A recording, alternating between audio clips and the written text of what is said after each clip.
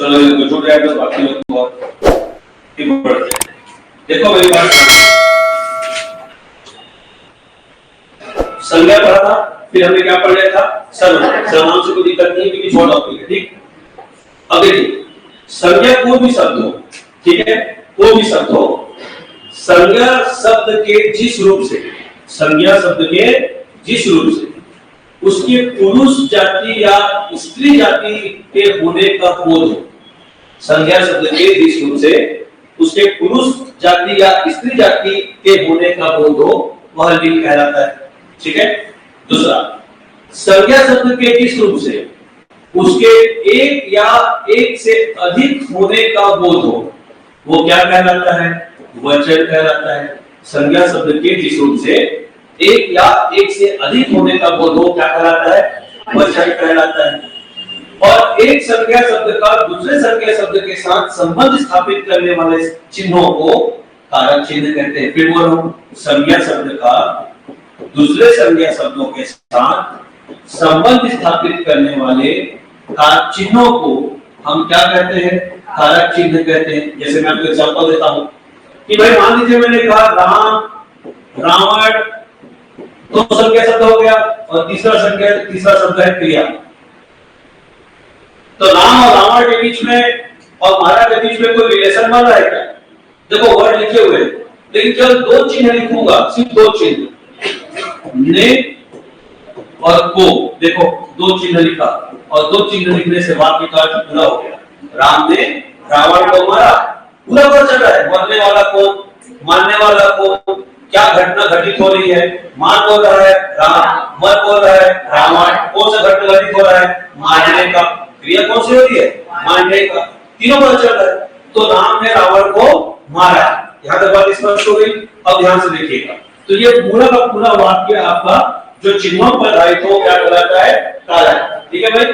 तो संज्ञा शब्द में जिस संज्ञा शब्द से पुरुष या स्त्री जाति का बोध हो क्या कहलाएगा, लिंग। संज्ञा शब्द में जिस संज्ञा शब्द से एक या एक से अधिक का बोध हो क्या कहलाएगा, वचन। संज्ञा शब्द में दूसरे संज्ञा शब्दों से संबंध बनाने वाले चिन्हों क्या कहते हैं, कारक। तो तीनों के तीनों संज्ञा के होते हैं, लिंग भी संज्ञा का होता है, वचन भी संज्ञा का होता है और कारक भी संज्ञा का होता है। इसलिए हम लोग हमेशा इन तीनों टॉपिक को संज्ञा पढ़ने के बाद पढ़ते हैं। क्योंकि शनिवार को छोटा क्लास है, सर्वनाम को पहले पढ़ लिया, वापस फिर किसको पढ़ रहे हैं, लिंग, वचन और कारक। तो सबसे पहले किसको पढ़ेंगे, लिंग टॉपिक को, ठीक। अब ये बात को ध्यान से समझना, जब हम लिंग टॉपिक पढ़ते हैं तो लिंग टॉपिक में क्या होता है कि अगर प्राणीवाचक शब्द हो, शब्द दो प्रकार के होते हैं, या तो संज्ञा को दो भागों बांटे थे, प्राणीवाचक और अप्राणीवाचक, कई भागों बांटे थे ना, उत्पत्ति के आधार पे, गणना के आधार पे और सजीवता और निर्जीवता के आधार पे, याद आ रहा है कि नहीं आ रहा है, अमूर्त और अमूर्त के आधार पे। यदि आप सजीवता और निर्जीवता के आधार पर यदि संज्ञा शब्दों को देखो तो सजीवता और निर्जीवता के आधार पर संज्ञा शब्द सिर्फ दो ही प्रकार का है। पहला क्या है, प्राणीवाचक, और दूसरा क्या है, अप्राणीवाचक। भाई प्राणीवाचक का लिंग पहचान करना कभी भी समस्या का विषय नहीं रहा है, लेकिन हर शब्द की खासियत है कि वह या तो स्त्रीलिंग होती है या तो पुल्लिंग होती है। भारत में मतलब हिंदी भाषा में कोई भी ऐसा शब्द नहीं है जिसकी जाति नहीं है, जिसकी क्या नहीं है, जाति नहीं है। हर शब्द की जाति है हमारे यहाँ, और जाति उसकी दो प्रकार है, या तो पुल्लिंग होगी या तो स्त्रीलिंग होगी। जैसे मान लो अगर मैं प्राणीवाचक शब्द कहूं, अगर मान लो प्राणीवाचक शब्द कहा मैंने इंसान, इंसान प्राणीवाचक शब्द है, जीवित है, लिविंग है। अब इंसान में हम लोग भेद करते हैं, मैंने कहा आदमी तो उसका उल्टा क्या होगा, औरत। मैं कहूं पुरुष तो उसका उल्टा क्या होगा, महिला, नारी, संज्ञा है स्त्री, ये हो रहा है बात। अगर मैं कहूं नर तो नर क्या होगा, नारी। मैं कोई कहूं हाथी तो क्या हो जाएगा, हथनी या हथनी, हाथी क्या हो जाएगा, हथनी। शेर कहूंगा क्या हो जाएगा, शेरनी। चूहा कहूं क्या होगा, चूहिया।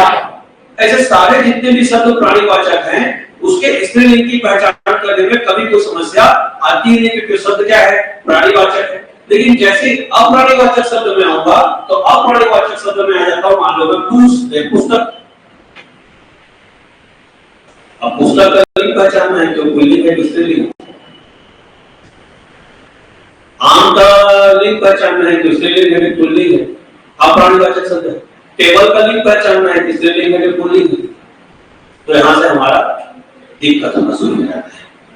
हम लोग को जितना भी आदमी लिंग पढ़ाया स्कूल में वो प्राणीवाचक का ही पढ़ाया है और हम उसी को लड़ते थे।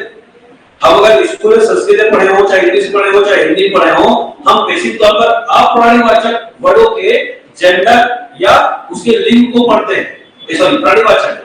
पर अप्राणीवाचक का जब जेंडर पहचान करना हो तो बहुत टफ है, बहुत ज्यादा टफ। क्लियर है? बताओ, मैं पुस्तक का जेंडर बताओ, संसद का जेंडर बताओ, सभा का जेंडर बताओ। वैसा अप्राणीवाचक शब्द है, संज्ञा है, संज्ञा ही शब्द है, शब्द ही संज्ञा है, भूलना मत। शब्द, प्रत्येक शब्द क्या है? संज्ञा है। और हर संज्ञा का जाति होता है, हर संज्ञा क्या होता है? जाति होता है। और हिंदी में दो ही लिंग है, स्त्रीलिंग और पुल्लिंग। तो या तो स्त्रीलिंग होगा या तो पुल्लिंग होगा। कुछ शब्द ऐसे भी हो सकते हैं जो उभयलिंग हो सकते हैं। नपुंसकलिंग वाला कॉन्सेप्ट हिंदी में ही, संस्कृत में है स्त्रीलिंग, पुल्लिंग और नपुंसकलिंग। पर हमारे हिंदी में जब आते हैं तो या तो होता है स्त्रीलिंग, या तो होता है पुल्लिंग, या तो आ जाता है उभयलिंग। जब पुंसकलिंग नहीं, उभयलिंग होता तो दोनों में यूज होता है। जैसे मान लो किसी लड़का का नाम पवन है, तो पवन क्या बोलोगे? पवन खाता है, पवन खाती है। पवन खाता है, लड़का है, लेकिन पवन यदि हवा के भाव में है तो क्या बोलोगे? हवा बह रहा है, हवा बह रही है, हवा बह रही है, पवन चलती है, तो उभयलिंग हो गया। पवन शब्द तुम थोड़ी जान रहे कि पवन मतलब हवा का बात हो रही है, पवन मतलब लड़के के बारे में बात हो रही है। तो हिंदी में लिंग आइडेंटिफिकेशन करने का एक तरीका है कि उसका वाक्य में प्रयोग करो, और वाक्य में प्रयोग करके आप उसके क्रिया के फॉर्म को देखो। यदि क्रिया स्त्री सूचक है तो सीधी सी बात है, संज्ञा भी क्या होगी? स्त्री सूचक होगी। पुस्तक पढ़ा जाता है, पुस्तक पढ़ी जाती है। समझ में आ रहा है नहीं आ रहा है? पानी बहता है, पानी बहती है, क्या होगा? क्या होगा? पानी बहती, पानी बहता है। अब पानी का लिंग क्या हो गया? पुल्लिंग, क्योंकि अंत में क्या है? ता, और ता आना मतलब पुल्लिंग है, ती आना मतलब स्त्री है। नदी बहती है, नदी बहता है, नदी बहती है, नदी क्या होगी? स्त्रीलिंग होगी। दही खट्टा है, दही खट्टी है, दही खट्टा है, तो पुल्लिंग स्त्रीलिंग, पुल्लिंग हो गई। ये लिंग पहचान करने का सबसे आसान तरीका है, पर बेस्ट तरीका नहीं है। ये सबसे आसान तरीका है पर बेस्ट तरीका नहीं है। जो क्यों बेस्ट तरीका नहीं है? क्योंकि हमको हिंदी के ही वाक्य बनाने नहीं आते। हम लोग 99% क्या बोलते हैं? आवाज सुनाई दे रहा है, आवाज सुनाई दे रहा है। अब आवाज के लिए हमने लिंग क्या बना दिया? रहा है मतलब पुल्लिंग, जबकि क्या है? स्त्रीलिंग है। आवाज सुनाई दे रही है, कैसा बोलना चाहिए? हम लोग छत्तीसगढ़िया लोग, हम लोग छत्तीसगढ़िया लोग, हमारे में लिंग भेद का भाव पाया जाता है। लिंग भेद है पर बोलचाल में अभाव है। जैसे इंग्लिश में ही सी है, ही और सी बोलने समझ जाते हैं कि भाई जेंडर में मैस्कुलाइन है या फेमिनिन। हिंदी में ता या ती है, वह जाता है, पुल्लिंग है, वह जाती है, स्त्रीलिंग है। ही गोस, सी गोस, समझ गए? छत्तीसगढ़ी में क्या है? ओहर जाते, ओहर जाती। भैया समझना है ना? ओहर जाते, ओहर जाती। अब ना तो जाते से पता चल रहा है कि स्त्रीलिंग है पुल्लिंग है, कि ना तो ओहर से पता चल रहा है कि स्त्रीलिंग पुल्लिंग है। तो जो छत्तीसगढ़िया इनपुट में लिंग का थोड़ा सा ये प्रॉब्लम है। और हम सब जिनके में भी छत्तीसगढ़ी बोली का इनपुट होगा, वह वाक्य बना करके तो कम से कम लिंग का पहचान नहीं कर सकता। और करेगा भी तो 100 में 2 सही होगा, 98 गलत। क्लियर हुआ? तो हमको लिंग पहचान करने के लिए कुछ नियम पढ़ने पड़ेंगे और नियमों को याद करना पड़ेगा। लिंग पहचान करने के नियम, और नियम जिसको याद हो गया उसको लिंग में फिर गलत नहीं होगा। एक बात याद रखिए, लिंग सबसे कठिन टॉपिक है हिंदी का, जो वेब रुख आता है लिंग के टॉपिक को बनाने। जो नियम याद आ गया तो भगवान बल्ले बल्ले, और नहीं याद आया तो फिर हम लोग ऐसे बनाते हैं, वो जाते, वो जाते। क्लियर है? और दोनों बराबर रहता है। तो फिर से बता दे रहा हूं आपको कि हिंदी में लिंग निर्णय 2 तरीके से किया जाता है। पहला तरीका है वाक्य बनाकर, दूसरा तरीका है नियम को याद कर। लेकिन वाक्य बनाने की शुद्धता हमारे पास नहीं है, क्योंकि हमारे बोली में, स्थानीय बोली में लिंग भेद का अभाव पाया जाता है। इसलिए शुद्ध जो लोग हिंदी बोलते होंगे, शुद्ध हिंदी, जैसे कि यूपी खड़ी बड़ी साइड बोलते होंगे, तो शायद उनके में ये मिलता हो, हमारे में नहीं। तो अभी अपन लिंग निर्णय के लिए क्या लिखेंगे? नियम।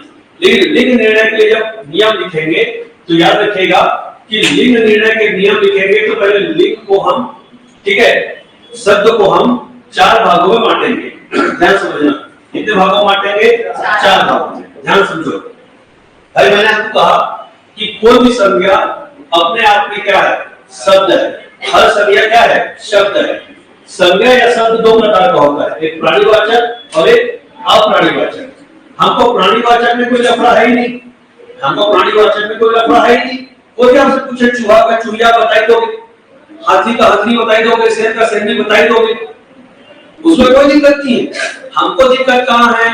अप्राणीवाचक में, टेबल का लिंग बताने में, पुस्तक का टेबल लिंग बताने में, आम का लिंग बताने में, पानी का लिंग बताने में, नदी का लिंग बताने में, पर्वत का लिंग बताने में, भात का लिंग बताने में, रात का लिंग बताने में, बालू का लिंग बताने में। आपसे पूछेगा बालू का कौन सा लिंग है बताओ, धातु लिंग बोलोगे। दारू का कौन सा लिंग है बताओ, दारू भी लिंग, दारू का लिंग है भाई। पूछेगा शराब का कौन सा लिंग है बताओ, चाय का कौन सा लिंग है बताओ, कॉफी कौन सा लिंग है बताओ, धनिया कौन सा लिंग है बताओ, जीरा कौन सा लिंग है बताओ, लौंग कौन सा लिंग है बताओ, कचौड़ी का लिंग बताओ, पूरी का लिंग बताओ, पराठा का लिंग बताओ। प्रश्न है तो हम खाते वैसे हम जानते नहीं किसके लिए खाने को लिंग खा रहे, ये वाला बात ना, ठीक है, समझ में आ रहा है? ये एक स्थिति है। तो हमारे साथ सबसे बड़ी समस्या ये है कि इसका वाक्य बनाओ। फिर आप पूरी खाते हैं, पूरी खाती है, पूरी खाई जाती है, माथा फट जाएगा लेकिन तुम नहीं बना पाओगे में वाक्य। तो सबसे आसान तरीका है कि इसका सीधा सीधा क्या कर दिया जाए? नियम को रट दिया जाए। सबसे आसान तरीका नियम को रटेंगे। तो नियम को रखने से पहले आपको ये समझना है कि जो प्राणी अप्राणीवाचक शब्द है उनका स्रोत देखना है हिंदी में।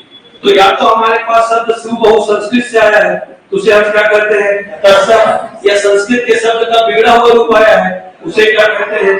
तद्भव। या तो शब्द हमारे पास उर्दू, फारसी, अरबी से आया है, ठीक है, या तो अंग्रेजी से आया है। किससे आया है? अंग्रेजी से आया है। तो हम क्या करेंगे? शब्दों को 4 कैटेगरी में बांट दिए, तत्सम शब्द, तद्भव शब्द, उर्दू शब्द, अंग्रेजी शब्द। अब तत्सम शब्द को हम 2 भागों में बांटेंगे कि तत्सम का कौन सा शब्द पुल्लिंग होता है और कौन सा शब्द स्त्रीलिंग होता है। तो नियम पढ़ेंगे। क्या पढ़ेंगे? नियम।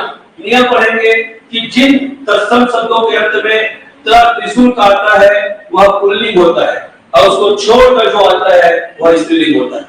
तो यहाँ से 2 चीजें तैयारी होती है। पहला कि तत्सम है कि तद्भव में चल जाता है, दूसरा स्त्रीलिंग है कि पुल्लिंग में चल जाता है। अब मान लो तत्सम शब्द है और अंत में त्रिशूल का त्र है तो हमेशा क्या होगा? पुल्लिंग। नियम रटांगे। तो अब देखो, जैसे मैंने कहा नृत्य संस्कृत का शब्द है और पीछे में क्या है? त्रिशूल का त्र, क्या होगा?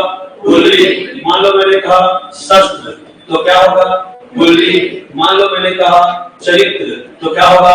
पुल्लिंग। ऐसा नियम। तो नियम क्रमांक 1, जिन तत्सम शब्दों के अंत में त्रिशूल का त्र लिखो मत, समझा रहा हूं मैं, सिस्टमेटिक लिखा हूं, घबरा मत।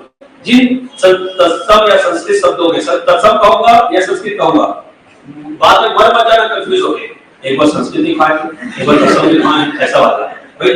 संस्कृत से ही बना हुआ शब्द क्या कहलाता है? तत्सम। तो चाहे संस्कृत शब्द कहो या तत्सम कहो, दोनों एक ही होगा। तो जिन तत्सम शब्द या संस्कृत शब्दों के अंत में त्रिशूल का त्र लिखा हो वो क्या कहलाएगा? आपका पुल्लिंग शब्द। क्या कहलाएगा? पुल्लिंग शब्द। कोई डाउट है क्या? ठीक, चलो तो फिर अब नियम लिखते चलते हैं। क्लियर हो गया? ऐसे नियम बनाते चलेंगे ना। अब इसमें कोई अपवाद भी आएगा। इसमें क्या आएगा? कोई अपवाद। ऐसा भी संस्कृत का शब्द आएगा जिसके अंत में त्र होगा और पुल्लिंग में होगा, क्या हो जाएगा? स्त्रीलिंग। तो जो अपवाद रहेगा उसको स्पेशली नोटिस करना। ठीक है भैया? ओके, चलिए तो लिखिए। पहले तो नियम हेडिंग लिखिए, लीव। फटाफट लिखिएगा, लीव टॉपिक 2 दिन चला जाता है। ठीक है, चलो लिखो, लिखो ना, लिखिए। काल लिखिए, उसको अपने भाषा लिखे हो।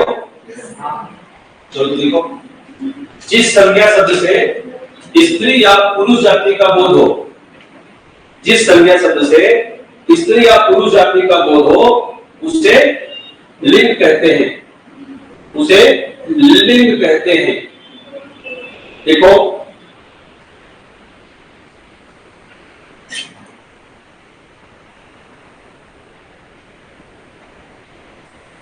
हिंदी में लिंग के दो ही भेद होते हैं। हिंदी में लिंग के दो ही भेद होते हैं, पुल्लिंग और स्त्रीलिंग। पुल्लिंग और स्त्रीलिंग। अब हेडिंग लिखो, लिंग निर्णय के नियम। लिंग निर्णय के नियम। लिंग निर्णय के नियम। और बीचों बीच में बनाओ तत्सम शब्दों में, बीचों बीच तत्सम शब्दों में या संस्कृत शब्दों में। लिंग निर्णय के नियम पहला किसमें लिखा है पर? तत्सम शब्दों में या संस्कृत शब्दों में। तत्सम शब्दों में या संस्कृत शब्दों में। तत्सम शब्दों में या संस्कृत शब्दों में। लिखिए पहला लिंग निर्णय के नियम, तत्सम शब्दों में या संस्कृत शब्दों में। लिखिए पहला। देखिए मैं पहली बार ना एक लाइन में उसको लिखवा रहा हूं, मैं बाकी में नहीं लिखूंगा।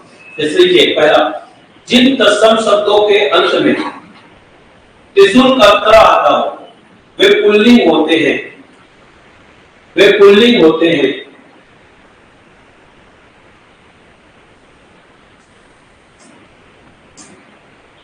जिन तत्सम शब्दों के अंत में त्र आता है वे पुल्लिंग होते हैं।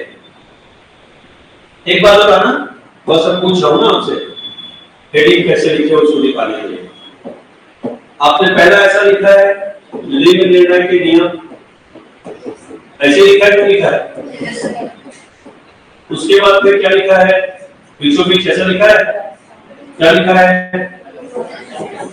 तत्सम शब्दों में, ऐसे लिखा है पक्का? अब उसके बाद यहाँ पर साइड में अगर लिखा हुआ लिख लीजिए पुल्लिंग शब्द, और अगर यहाँ पर भी लिखा होगा तो आप सामने भी लिख सकते हैं यहाँ पर तत्सम शब्दों में पुल्लिंग शब्द, यहाँ बीचों बीच लिख दिया ज्यादा बेहतर है, ताकि पता रहे कि पूरा सीरीज इसके बारे में चल रहा है, पुल्लिंग के बारे में। फिर एक हेडिंग बनाएंगे ऐसा ही, है ना, कि तत्सम शब्दों में स्त्रीलिंग शब्द। समझ नहीं आ रहा है? लिख दे सब लोगों ने। तो पहला, अब पहला नियम आपने क्या लिखा कि जिन शब्दों के अंत में त्रिशूल कर्ता आता है, ठीक है, वो क्या होते हैं? पुल्लिंग होते हैं। तो अब देखो पहला नियम को पूरा पूरा बोल के लिखवाया। दूसरा जब नियम आएगा ना तो पूरा वाक्य नहीं लिखवाऊंगा कि जिन शब्दों के अंत में त्र आता है, ऐसा नहीं, सीधा मैं ऐसा हेडिंग लिखूंगा तो समझ जाना कि जिनके अंत में त्र आता है क्या होता है? पुल्लिंग। फिर ऐसे चले, ठीक, हेडिंग लिखिए। नेत्र मतलब वो एग्जांपल, नेत्र, चरित्र, क्षेत्र, चित्र, पात्र, शस्त्र, चित्र, क्षेत्र, पात्र, नेत्र, चरित्र, शस्त्र। हो गया? हुआ नहीं हुआ? ठीक। दूसरा नहीं, दूसरा लिखो जा। अब पूरा वाक्य में आपको ना तुम लोग बोल के बताओ क्या वाक्य बनेगा ये? जिन तत्सम शब्दों के अंत में जा आता है, जा आता है वे पुल्लिंग होते हैं। घर जाके पूरा लाइन लिख लेना। आप परिभाषा के लिए लाइन छोड़ दो, क्योंकि तुम लोग हो ढोल भगवान, घर जाके भूल जाओगे खाली से ऐसा वाला, इसलिए पूरा लाइन छोड़ दिया, ठीक है। और उदाहरण लिखो, जलज, क्या लिखोगे? जलज, स्वेदज, पिंडज, एग्जांपल लिखना, जलज, स्वेदज, जलज, स्वेदज, पिंडज, जलज, स्वेदज, पिंडज। हो गया? सरोज, हुआ नहीं हुआ? फिर अगर लिखो अगला पॉइंट, अनार का, बस अनार का। तीसरा अनार, में क्या है? आ है। लिख लोगे तुम लोग पूरा? ठीक, चलो लिखो एग्जांपल, क्रोध, मोह, क्रोध, मोह, त्याग, दोष, क्रोध, मोह, त्याग, दोष, स्पर्श, क्रोध, मोह, त्याग, दोष, स्पर्श, हो गया। अब देखो इसके नीचे अपवाद, ये सब के सब देखो आ छुपा हुआ है ना उसमें, तो ये मत बोलना कि सर इसमें तो ह का धनुष आ रहा है, अब तो आ बोल रहा है, ऐसा कोई डाउट तो नहीं है। उसके अंदर में क्या है, आ है, ठीक है सर आप तो आ बोल रहे थे, इसके अंदर में तो ग गमला का आ रहा है, ऐसा डाउट तो नहीं है ना। ठीक, चलो अब अपवाद में लिखो, अपवाद इसके अंदर में आ होगा, परंतु क्या होगा, स्त्रीलिंग होगा। लिखो जय, क्या लिखोगे, जय, तो जय होती है, जय होता है, जय होती है। फिर लिखो विनय, जय क्वेश्चन में स्त्रीलिंग लिख लो ना, जय क्वेश्चन में क्या लिखोगे, स्त्रीलिंग, जय कौन शब्द है, स्त्रीलिंग है। फिर लिखो विनय, विनय, विनय में लिखो उभयलिंग, दोनों में होता है विनय, विनय क्या है, उभयलिंग, दोनों लिंग है वो, स्त्रीलिंग भी और पुल्लिंग भी। फिर लिखो त, अन्य, त तराजू का, पहला हो गया श, फिर हो गया ज, फिर हो गया आ, अब क्या लिखोगे, त तराजू का, तराजू के में लिखो गणित, चरित, फलित, गणित, चरित, फलित, गणित, चरित, फलित, गीत, स्वागत, गीत, स्वागत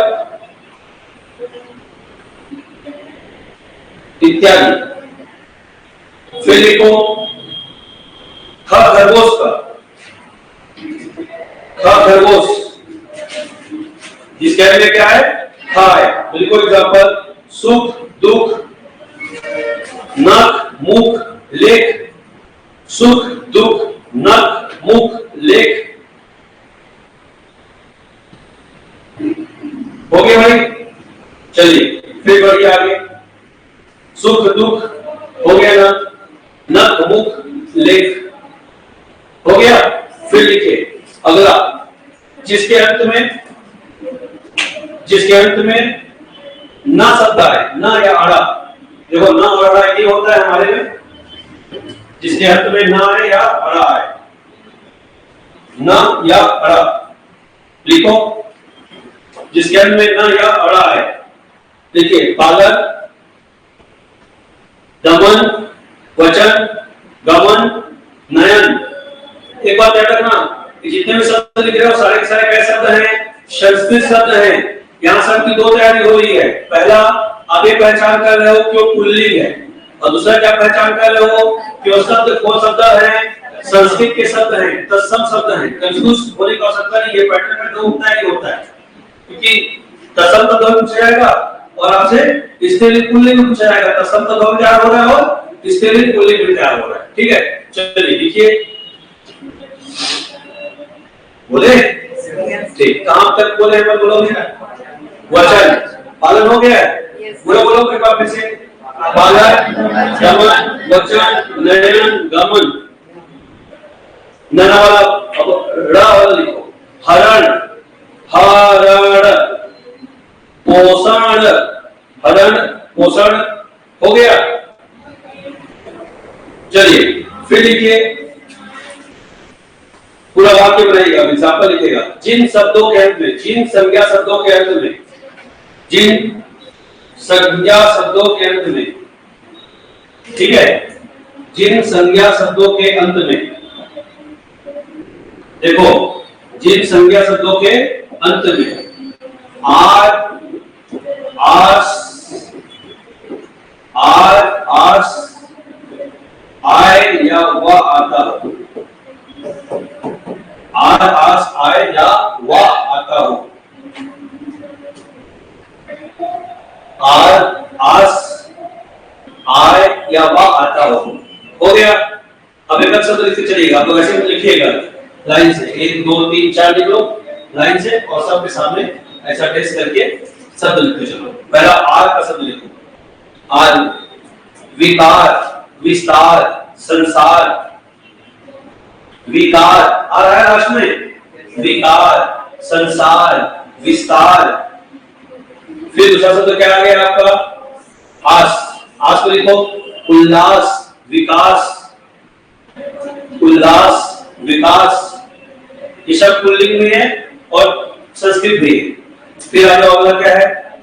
आय, आय में लिखो उपाय, समुदाय, अध्याय, उपाय, समुदाय, अध्याय। वहां तो छोड़ दे रहा हूं, बाद में लिखाऊंगा उस शब्द को, ठीक है। फिर अगला नियम, नेक्स्ट, जिन संज्ञा शब्दों के अंत में, जिन संज्ञा शब्दों के अंत में, जिन संज्ञा शब्दों के अंत में हो गया, देखो वह, यह, वह, यत्या आए, समझे? जिन संज्ञा शब्दों के अंत में वह, यह, त्व, या त्या आए। अब चारों के सामने फिर एक एग्जांपल चलो ऐसे लिखकर, पहले वह में लिखो, पहले किसे लिखो? वह। देखो गौरव, लाघव, गौरव, लाघव। फिर यह में लिखो माधुर्य, माधुर्य, यह में क्या आ जाएगा? माधुर्य।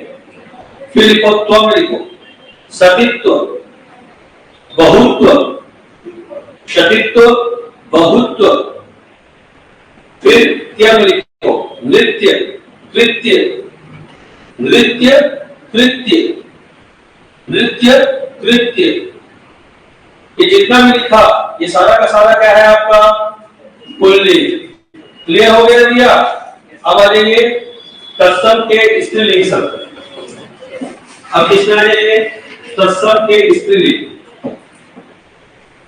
सबको समझ में आ रहा है कि नहीं आ रहा दोस्त? लिख रहे तो किसी को डाउट तो नहीं है? ये रटने बस की थोड़ी कठिनता है, लेकिन यदि आप इसको रट लोगे तो आपका लिंग संबंधित जो प्रश्न है वो गलत नहीं होगा। हालांकि आसान लगता हमको वाक्य बनाने वाला है कि वाक्य यदि आपका पकड़ है ऐसा लगता है कि कोई दिक्कत नहीं है, लेकिन इसमें दिक्कत है। ठीक, चलो आगे बढ़ते हैं। और एग्जांपल नियम पहला, क्या लिखोगे? नियम पहला। अब नियम पहला को तुमसे बोलने की आवश्यकता नहीं, ऐसा समझ जाओगे। उसका अपोजिट अपोजिट चलते हैं। देखो चलिए अपोजिट अपोजिट। पहला क्या लिखे थे बोलो? त्रा ना, तो त्रा का तो कोई अपोजिट नहीं है। फिर बोलो क्या था? ज, तो ज का भी कोई अपोजिट नहीं। फिर अ का अपोजिट आएगा आ। तो लिखो जिन संज्ञा शब्दों के अंत में क्या है? आ है। लेकिन तत्सम बोलो ना पूरा। जिन तत्सम संज्ञा शब्दों के अंत में, पूरा बोलो, जिन तत्सम संज्ञा शब्दों के अंत में, जिन तत्सम संज्ञा शब्दों के अंत में क्या है? आ आए, तो क्या होगा? स्त्रीलिंग होगा। ठीक है, पहला पूरा एग्जांपल अपनी भाषा में लिखा, दूसरे में लिखूंगा। लिखिए दया, माया, कृपा, दया, माया, कृपा, लज्जा, क्षमा, शोभा। दया, माया, कृपा, लज्जा, क्षमा, शोभा। देखो उधर आ आया था, इधर क्या आ गया? आ गया। क्या कर लोगे? फिर अगर क्या होगा? देखो ना था क्या? ताजू का इधर लिखो ता। क्या लिखो? ता। उधर ताजू का था, इधर ता में आ की मात्रा ता। तो लिखो नम्रता, लघुता, नम्रता, लघुता। हालांकि ज्यादातर जो शब्द है स्त्री का शब्द है, लड़कियों के नाम होते हैं। देखो नम्रता, लघुता, प्रार्थना, वेदना। अच्छा ताप पढ़ा, सॉरी। तो क्या क्या बोले? नम्रता, लघुता, सुंदरता, प्रभुता। तावाला स्त्री चल है ना, तो नम्रता, लघुता, सुंदरता, प्रभुता हो गया। फिर क्या आ गया? तो देखो है खरगोश मतलब खा नहीं। फिर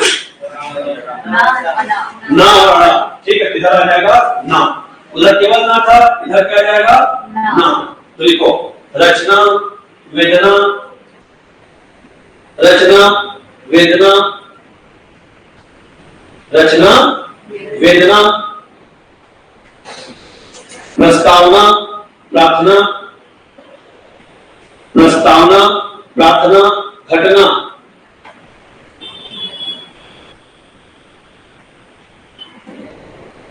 हो गया। चलो अगला बढ़ते हैं। हो गया भैया। नेक्स्ट नियम में आते हैं। ये सब उधर से मैच करते वाला था, आ ता और ना। अब बिना मैच करते वाला इतने चलते हैं। कितना लिख लिया मित्रों यहाँ पे? ए। चौथा नियम लिखो जिसके अंदर छोटा ई है, छोटा ई,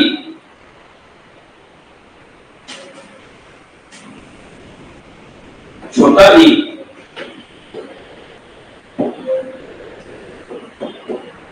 एग्जाम्पल लिखे, छोटा ई, छोटा ई लिखो निधि विधि परिधि, ऐसा वैसे लिख सब चल है ना। निधि विधि परिधि, राशि अग्नि, निधि विधि परिधि राशि अग्नि, निधि विधि परिधि राशि अग्नि, छवि, छवि केली, केली केली कमाई माता के लवण छोड़ली, केला कुंडा केली। हो गया। फिर लिखो रुचि, फिर क्या लिखोगे? रुचि। हो गया भैया। रुचि लिख लिया। अब चलो अपवाद लिखो, अपवाद रुचि, सॉरी अपवाद रुचि है ना। वारी, वारी वारी, वारी का क्या होता है? और एक ये वाला वारी मतलब समझदारी शब्द है। गाना गाते हो ना, एक वारी आ आगे जा, ये वाला सुना ना, कभी तो गाना एक वारी आ आगे जा वाला। तो वारी मतलब एक बार और वारी मतलब पानी। फिर लिखो वारी हो गया। वारी के बाद में लिखो जल्दी, जल्दी मतलब क्या होता है? समुद्र। वारी जल्दी गिरी, हाँ ऐसा अपवाद मतलब पुल्लिंग। आओ जहां में अपवाद स्त्रीलिंग में अपवाद बोला तो क्या होगा? पुल्लिंग। और पुल्लिंग में अपवाद बोला क्या होगा? स्त्रीलिंग। तो मैं भी कहां पे अपवाद लिखवा रहा हूं? स्त्रीलिंग में। तो सब क्या होंगे? पुल्लिंग। नॉर्मली जिन शब्दों के अंत में छोटा ही आता है वो क्या होते हैं? स्त्रीलिंग। हालांकि जब आपको याद करना रहेगा, सुनो मेरी बात, जब याद करोगे घर में तो जो ऊपर में लिखवाया होना, ऊपर में क्या लिखवाया? निधि विधि परिधि राशि अग्नि छवि केली, इसको मत रखना, बिल्कुल मत रखना। इसको रखना अपवाद को। अपवाद में जैसे लिखवाऊंगा पहले तो वारी जल्दी गिरी, वारी जल्दी गिरी। फिर को पानी, पानी जानते हो ना? पानी मतलब हाथ, पानी। वारी जल्दी गिरी पानी। फिर लिखो बलि, बलि बलि देवी, बलि, हाँ बलि। तो क्या बलि? ताकत वाला बलि नहीं, दो बलि है ना, एक छोटा वाला बलि और एक बड़ा वाला बलि। बलि मतलब ताकतवर, पवन पुत्र हनुमान, बजरंग बलि वाला बलि। और एक कौन सा बलि है? बलि वाला बलि। मुझे क्या समझ आ गया? चलो क्लियर हो गया। फिर क्या लिख रहा है? तो आदि, आदि मतलब आदि से अनंत तक वाला, शुरू वाला ना। हो गया। तो कैसे रटोगे इसको? वारी जल्दी गिरी पानी बलि आदि को छोड़कर सारे ई से बने हुए शब्द क्या होते हैं? स्त्रीलिंग होते हैं। ऐसे रटोगे तो तुमको याद होगा, घर में जाकर रटना है, यहाँ नहीं। और डिस्कशन करोगे तो। नेक्स्ट नियम अगला, जिसके अंत में लिखो छोटा ऊ आता, क्या आता हो? छोटा ऊ। तो छोटा ई के मतलब क्या आ जाओ? छोटा ऊ। छोटा ऊ, तो छोटा ऊ का लिखो। देखते चलो एग्जांपल, जो पहले लिखोगे स्त्रीलिंग, बाद में लिखोगे अपवाद होगा, क्या होगा पुल्लिंग। तो लिखो एग्जांपल ऐसे, वायु वायु हो गया, रेणु वायु रेणु। रेणु मतलब क्या होता है? क्या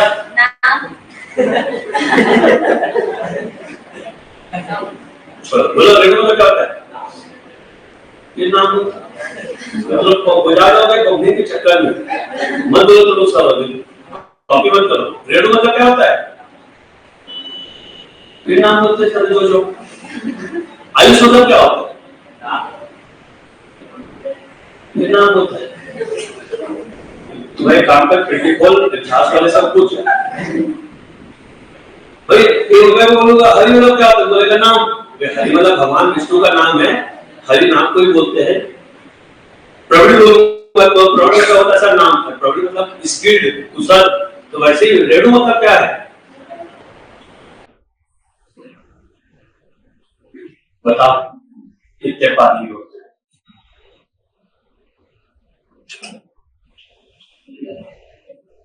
तो बोलो भारत माता की।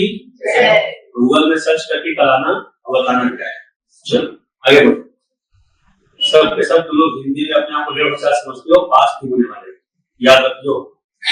और अभी तो सिर्फ ग्रामर पढ़ रहे हो, ग्रामर सिर्फ समझ में आता है, जरूरत पड़ने पर बन भी जाता है, पर शब्द को जैसे मैं रेणु का पूछा, ये ना बनता है ना ये याद होता है।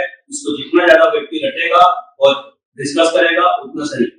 हिंदी में ग्रामर पढ़ने के बाद लोगों को लगता है कि मेरा हिंदी का क्वेश्चन बन जाएगा। मैं बार बार बता रहा हूँ, ग्रामर पढ़ने से हिंदी नहीं बनता, पर बनता है लेकिन सिर्फ आधा। आधा हमारा पर्यायवाची, विलोम, तत्सम, तद्भव, मुहावरा, विभक्ति, सलवार अनेक शब्दों के एक शब्द समूहकारी शब्द वर्तनी, इसके क्वेश्चन ज्यादा हैं। आप प्रीवियस ईयर क्वेश्चन लोग उठा के देख लो, ग्रामर क्वेश्चंस कम है और इसको आप लोग रटने में बिल्कुल भी ध्यान नहीं देते हो। जितना ज्यादा हो सके उसको रटो, पढ़ो, तो आपसे बनेगा वर्णन नहीं। ठीक, चलो नेक्स्ट लिखो भैया। क्या बोला भैया? वायु रेणु रज्जु, वायु रेणु रज्जु मृत्यु। क्या हो गया? मृत्यु आयु वस्तु, मृत्यु आयु वस्तु धातु। वायु रेणु रज्जु मृत्यु आयु वस्तु धातु। ऋतु, धातु का हमने लिखे ऋतु। अब लिखो जन्म, देखो जन्म घुटना वाला, तो जन्म है घुटना वाला। तो इसी को अगर मैं बड़ा कर दूं तो भूलना मत। जो भी लफ्ज है, डियर है, देवी है, देविका है, हमेशा क्या होता है? बड़ा होता है। तद्भव शब्दों में पुल्लिंग शब्द, सद्भाव शब्दों में पुल्लिंग शब्द। देखो पहला नियम, पहला पूरा लिखिए। जिन भाववाचक संज्ञा तद्भव शब्दों के अंत में, जिन भाववाचक संज्ञा तद्भव शब्दों के अंत में, ठीक है लिखना, ना आओ, ना आओ पन वा या प आए, ना आओ पन वा या प आए पुल्लिंग शब्द होते हैं, पुल्लिंग शब्द होते हैं, पुल्लिंग शब्द होते हैं। तो नाम लिखो भाई, आना गाना, आओ लिखो, बहाव चढ़ाओ,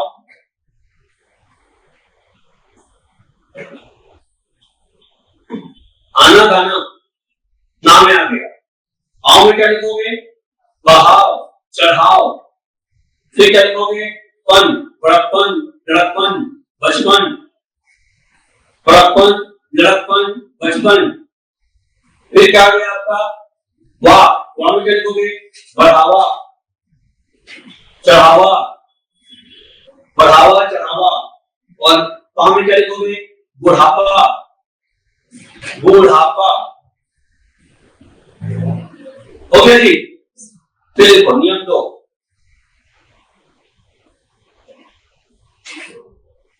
जिन तद्भव शब्दों के अर्थ में आ आए, आ, जिन तद्भव शब्दों के अर्थ में आ आए, नियम 2 है ना बेटा, जिन तद्भव शब्दों के अर्थ में क्या है? आ, जिन तद्भव शब्दों के अर्थ में आ आए। हो गया, लिखो कपड़ा, गन्ना, पैसा, पहिया। गन्ना, कपड़ा, पैसा, पहिया। आटा, चमड़ा, आटा, चमड़ा। हो गया। फिर लिखो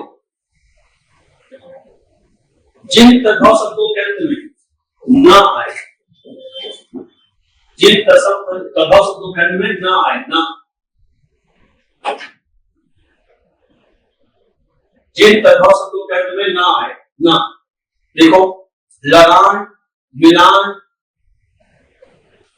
नहान, उठान। लगान, मिलान, नहान, उठान, खान पान।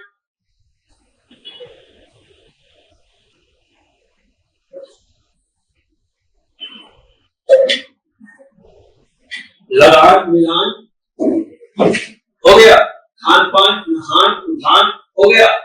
फिर देखो अपवाद, उसका अपवाद लिखो, पहचान, उड़ान, चट्टान।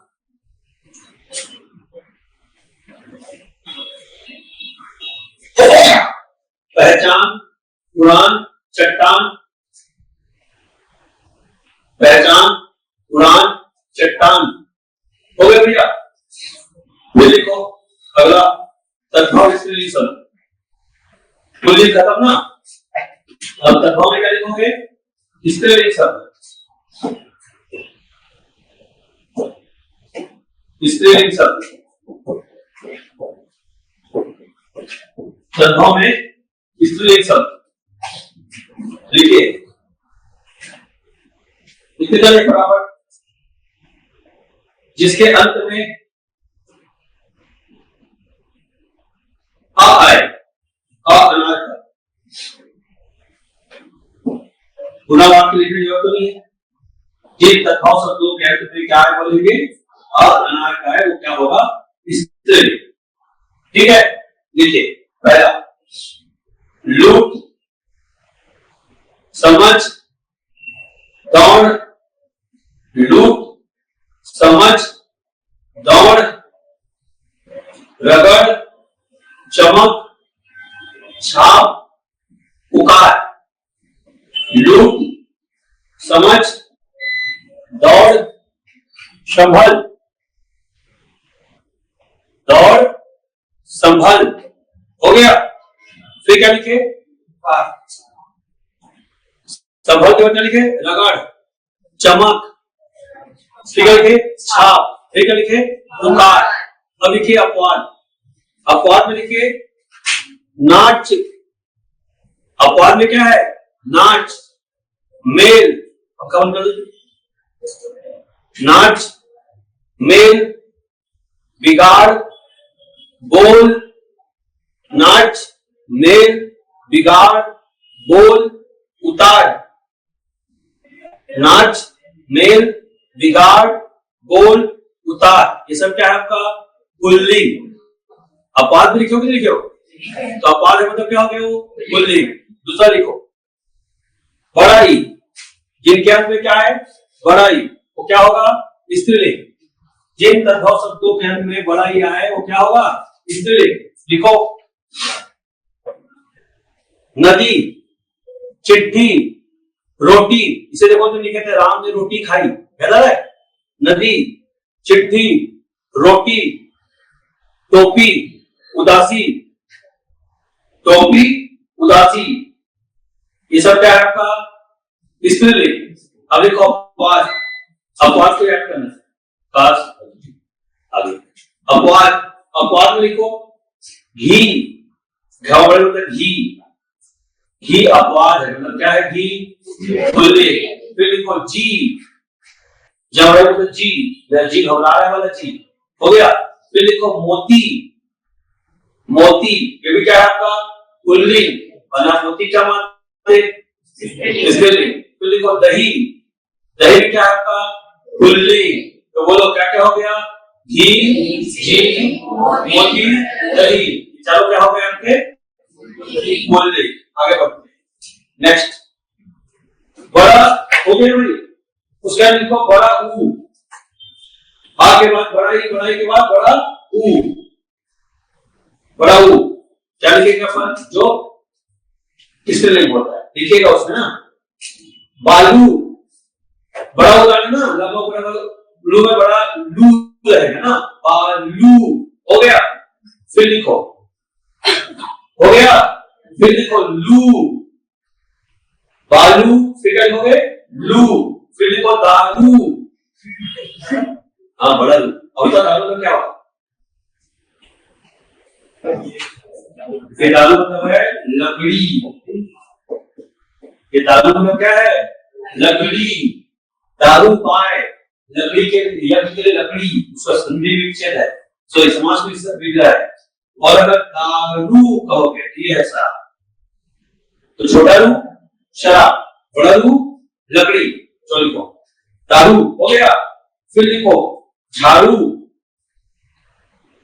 अपवाद लिखो जो कि पुल्लिंग होगा, आंसू, आलू, आंसू, आलू, रतालू, आंसू, आलू, रतालू, ये सब क्या हो गया आपके सब ऊपर अपोजिट है क्या हो गए पुल्लिंग। फिर लिखो अगर ये इसके अंत में ता है, तराजू, बड़ा के बाद क्या लिखोगे तराजू, स्त्रीलिंग शब्द पहले लिखा है ना, तराजू के स्त्रीलिंग शब्द लिखिए, तद्भव शब्द जिसके अंत में ता है वो क्या होते हैं स्त्रीलिंग, लिखिए रात। फिर लिखो बात, रात, फिर क्या लिखोगे बात, फिर लिखो लात,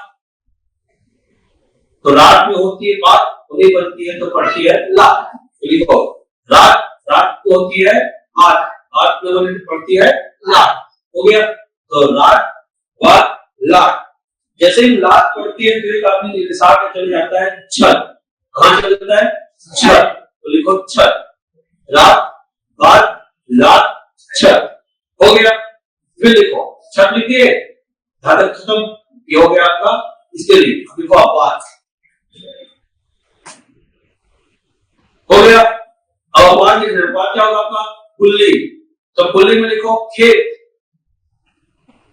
खेत, फिर लिखो भात, खेत, फिर लिखोगे भात, फिर लिखोगे सूत, सूत, सूत खाना वाला सूत, फिर लिखो दांत, दांत, तो भात, खेत, सूत, दांत, ये चारों क्या है पुल्लिंग, और रात बात लात और छत ये क्या है आपका स्त्रीलिंग। ठीक क्लियर हो गया, आगे बढ़ते हैं नेक्स्ट अगला किया, जिनके अंत में या है, या मैं आपको बोलता या, जिन तद्भव शब्द के अंत में क्या है या, जिन तद्भव शब्द के अंत में या, या लिखो खटिया, क्या लिखोगे खटिया, पुड़िया, दिबिया, खटिया, पुड़िया, दिबिया, पुड़िया, खटिया, पुड़िया, दिबिया, पुड़िया, हो गया भैया। चलिए अगला आते हैं नेक्स्ट, जिनके अंत में शा है, सा होता है, जिनके अंत में सा है, पूरा लिखना ना, इन तद्भव शब्दों के अंत में सा है, पूरा लिख रहेगा तो या खाली सा लिखिए। देखो प्यास, मिठास, प्यास, मिठास, पास, सांस, पास, सांस, हो गया। लिखे भी लिखे, ठीक। अखबार में लिखो निकास, निकास मतलब बाहर जाने वाला, निकास। फिर लिखो रास, रास मिलने वाला रास, ब्रैकेट लिखना नृत्य, रास मतलब नृत्य। फिर लिखो कांस, कम्यार मंत्र का अंक की मात्रा और ससमता का कांस, कांस मतलब होता है खांसी, कांस मतलब क्या होता है खांसी। लिखिए लो पता चल जाएगा कभी कांस का भाव क्या है, खांसी। हो गया।